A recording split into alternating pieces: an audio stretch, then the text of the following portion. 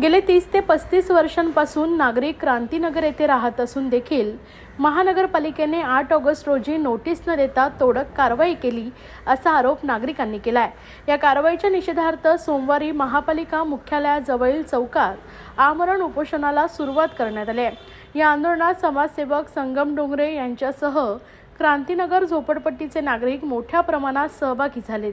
तसेच अनेकदा या कारवाई संदर्भात आंदोलनं आणि पत्रव्यवहार करून देखील महापालिका या नागरिकांकडे लक्ष देत नाहीये।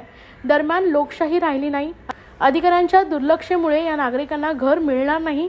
अधिकारी फक्त पैसे कमवण्यात व्यस्त आहेत असा आरोप समाजसेवक संगम डोंगरे यांनी केला आहे। या नागरिकांनी घराची चावी देणार असं आश्वासन दिले होते, मात्र अद्याप चावी वाटप झाले नसून त्वरित या नागरिकांना चावी देण्यात यावी अशी मागणी समाजसेवक संगम डोंगरे यांनी महापालिकेकडे केली आहे।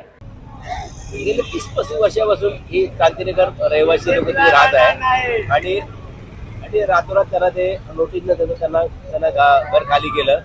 पोलिसांनी त्यांना घराच्या बाहेर काढून त्यांना हे घर खाली केलेलं आहे आणि आम्ही महापालिकेनं अनेक आंदोलन केले, पत्रव्यवहार केलं, पण अधिकारी काय लक्षात येत नाही आणि आता लोकशाही राहिलीच नाही असं आम्हाला दिसतं। कारण अधिकारी हुकुमशाही चालवली आहे, अधिकारी फक्त अनाधिकृत बांधकामामध्ये व्यस्त आहेत आणि या गरिबांना आता काय भेटणार नाहीये। त्याच्यामुळे ते अनाधिकृत बांधकाम आहेत, या ठिकाणी पैसे घेण्यात व्यस्त आहेत, त्यामुळे इथे यांच्याकडे दुर्लक्ष करत आहे की म्हणतात चाव्या देतो म्हणाले, पण अजून चाव्या कोणा दिल्याच नाही।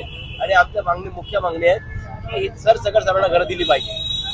तोच पण देत ना तोच पण आम्ही उपोषण मागे घेत